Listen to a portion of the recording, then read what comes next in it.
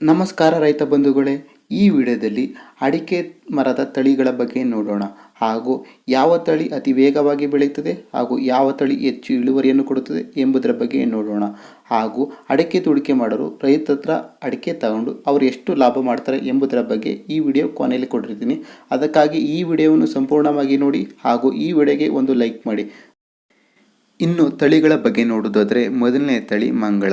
ಈ ತಳಿಯನ್ನು ಕೇಂದ್ರ ತೋಟಗಾರಿಕೆ ಬೆಳೆ ಸಂಶೋಧನಾ ಸಂಸ್ಥೆಯವರು ಅಭಿವೃದ್ಧಿಪಡಿಸಿದ್ದಾರೆ.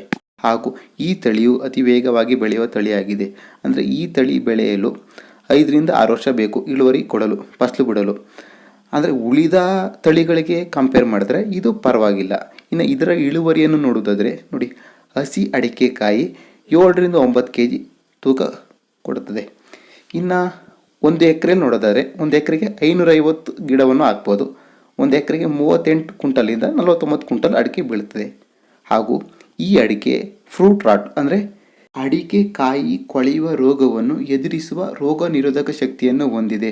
ಹಾಗೂ ಈ ತಳಿಯನ್ನು ಕರ್ನಾಟಕ ಮತ್ತು ಕೇರಳ ಭಾಗದಲ್ಲಿ ಹೆಚ್ಚಾಗಿ ಬೆಳೆಯಲಾಗುತ್ತದೆ. ಇನ್ನು ಸುಮಂಗಳ ತಳಿಯ ಬಗ್ಗೆ ನೋಡುವುದಾದರೆ ಈ ತಳಿಯನ್ನು ಕೇಂದ್ರ ತೋಟಗಾರಿಕಾ ಬೆಳೆ ಸಂಶೋಧನಾ ಸಂಸ್ಥೆಯವರು ಅಭಿವೃದ್ಧಿಪಡಿಸಿದ್ದಾರೆ. ಹಾಗೂ ಈ ತಳಿಯು ಅತಿ ಎತ್ತರಕ್ಕೆ ಬೆಳೆಯುವ ತಳಿಯಾಗಿದೆ. ಹಾಗೂ ಈ ತಳಿಯು ಫಸಲಿಗೆ ಬರುವ ಸಮಯ 6ರಿಂದ 7 ವರ್ಷ. ಇನ್ನು ಸರಾಸರಿ ಇಳುವರಿಯನ್ನು ನೋಡುವುದಾದರೆ ಈ ತಳಿಯ ಸರಾಸರಿ ಇಳುವರಿ ಹಸಿ ಅಡಿಕೆಕಾಯಿಯ ಲೆಕ್ಕದಲ್ಲಿ ನೋಡುವುದಾದರೆ ಒಂದು ಮರ 8ರಿಂದ 11 kg ಇಳುವರಿಯನ್ನು ಕೊಡುತ್ತದೆ. ಎಕರೆಗೆ 44 ಕ್ವಿಂಟಲಿಂದ 55 ಕ್ವಿಂಟಲ್ ಇಳುವರಿ ಬೀಳುತ್ತದೆ. ಹಾಗೂ ಈ ತಳಿಯು ಹೆಚ್ಚು ಮಳೆ ಬೀಳುವ ಪ್ರದೇಶದಲ್ಲಿ ಬೆಳೆಯುವುದು ಉತ್ತಮ. ಹಾಗೂ ಈ ಅಡಿಕೆಯನ್ನು ಸಿಪ್ಪೆ ಸಮೇತ ಒಣಗಿಸಿ ಅಡಿಕೆ ಗೋಟಾಗಿ ಪರಿವರ್ತಿಸಿ ನಂತರ ಇದನ್ನು ಹೆಚ್ಚಾಗಿ ಬಳಸಲಾಗುತ್ತದೆ. ಹಾಗೂ ಈ ಸುಮಂಗಳ ತಳಿಯ ಅಡಿಕೆಯು ಮಂಗಳ ತಳಿಯ ಅಡಿಕೆಗಿಂತ ದಪ್ಪವಾಗಿರುತ್ತದೆ. ಇನ್ನು ಶ್ರೀಮಂಗಳ ತಳಿಯ ಬಗ್ಗೆ ನೋಡುವುದಾದರೆ ಈ ತಳಿಯನ್ನು ಕೂಡ ಕೇಂದ್ರ ತೋಟಗಾರಿಕಾ ಬೆಳೆ ಸಂಶೋಧನಾ ಸಂಸ್ಥೆಯವರು ಅಭಿವೃದ್ಧಿಪಡಿಸಿದ್ದಾರೆ.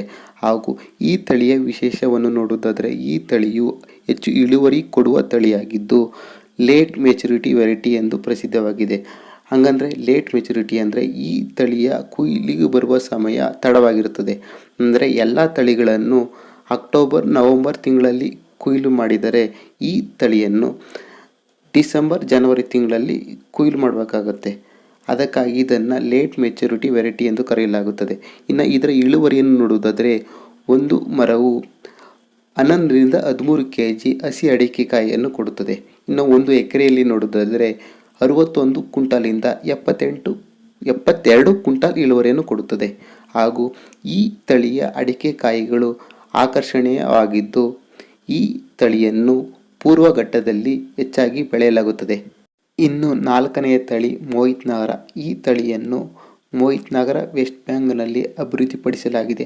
ಹಾಗೂ ಈ ತಳಿಯ ಇಳುವರಿಯನ್ನು ನೋಡುವುದಾದರೆ ಈ ತಳಿಯು ಒಂದು ಮರವು 12ರಿಂದ 13 kg ಹಸಿ ಅಡಿಕೆಕಾಯಿಯನ್ನು ನೀಡುತ್ತದೆ. ಹಾಗಾದರೆ 1 ಎಕರೆಗೆ 66 ಕ್ವಿಂಟಲಿಂದ 72 ಕ್ವಿಂಟಲ್ ಅಷ್ಟು ಇಳುವರಿಯನ್ನು ಕೊಡುತ್ತದೆ. ಹಾಗೂ ಈ ತಳಿಯ ವಿಶೇಷತೆಯನ್ನು ನೋಡುವುದಾದರೆ ಈ ತಳಿಯ ಅಡಿಕೆಕಾಯಿಗಳು ಮೀಡಿಯಂ ಮತ್ತು ಲಾರ್ಜ್ ಸೈಜಲ್ಲಿ ದೊರೆಯುತ್ತವೆ. ಹಾಗೂ ಸ್ಮೂತ್ ಸ್ಕಿನ್ ಮತ್ತು ನಯವಾದ ಹೊರಪದರವನ್ನು ಹೊಂದಿರುತ್ತದೆ. ಹಾಗೂ ಈ ಅಡಿಕೆಯನ್ನು ಹೆಚ್ಚಾಗಿ ರೆಡ್ ಸುಪಾರಿ ಅಂದರೆ ಪಾನ್ ಮಸಾಲಗಳ ತಯಾರಿಕೆಯಲ್ಲಿ ಬಳಸುತ್ತಾರೆ. ಹಾಗೂ ಈ ತಳಿಯ ಅಡಿಕೆಕಾಯಿಗಳು ನಾರ್ತ್ ಇಂಡಿಯಾದಲ್ಲಿ ಹೆಚ್ಚು ಬೇಡಿಕೆಯನ್ನು ಹೊಂದಿದೆ. ಇನ್ನು ಕೊನೆಯ ಹಾಗೂ 5ನೆಯ ತಳಿ VTLA-H ಸೀರೀಸ್. ಈ ತಳಿಯನ್ನು ಕೂಡ ಕೇಂದ್ರ ತೋಟಗಾರಿಕಾ ಬೆಳೆ ಸಂಶೋಧನಾ ಸಂಸ್ಥೆಯವರು ಅಭಿವೃದ್ಧಿಪಡಿಸಿದ್ದಾರೆ. ಹಾಗೂ ಈ ತಳಿಯಲ್ಲಿ 3 ವಿಧವಾದ ತಳಿಗಳನ್ನು ನೋಡಬಹುದು: VTLA-H1, VTLA-H2 ಮತ್ತು VTLA-H3. ಹಾಗೂ ಈ ತಳಿಗಳ ಸರಾಸರಿ ಇಳುವರಿ ಒಂದು ಮರವು 1 ವರ್ಷಕ್ಕೆ 13ರಿಂದ 15 kg ಹಸಿ ಅಡಿಕೆಯನ್ನು ಕೊಡುತ್ತದೆ. ಇನ್ನು 1 ಎಕರೆಯಲ್ಲಿ ನೋಡುವುದಾದರೆ 72 ಕ್ವಿಂಟಲಿಂದ 83 ಕ್ವಿಂಟಲ್ ಅಡಿಕೆ ಇಳುವರಿಯನ್ನು ಕೊಡುತ್ತದೆ. ಇನ್ನು ಈ ತಳಿಯ ಮರಗಳು ಸದೃಢವಾಗಿ ಬೆಳೆಯುತ್ತವೆ ಹಾಗೂ ಅತಿ ಎತ್ತರಕ್ಕೆ ಬೆಳೆಯುವುದಿಲ್ಲ. ಅದರಿಂದ ಈ ಅಡಿಕೆಯನ್ನು ಕೊಯ್ಲು ಮಾಡಲು ಸುಲಭವಾಗುತ್ತದೆ. ಹಾಗೂ ಈ ಅಡಿಕೆಯನ್ನು ಬೆಳೆಯಲು ಉತ್ತಮವಾದ ಜಾಗ ಯಾವುದು ಎಂದು ನೋಡುವುದಾದರೆ ಕರಾವಳಿ ಪ್ರದೇಶ ಮತ್ತು ಮಲೆನಾಡು ಪ್ರದೇಶದಲ್ಲಿ ಈ ತಳಿಯನ್ನು ಉತ್ತಮವಾಗಿ ಬೆಳೆಯಬಹುದು.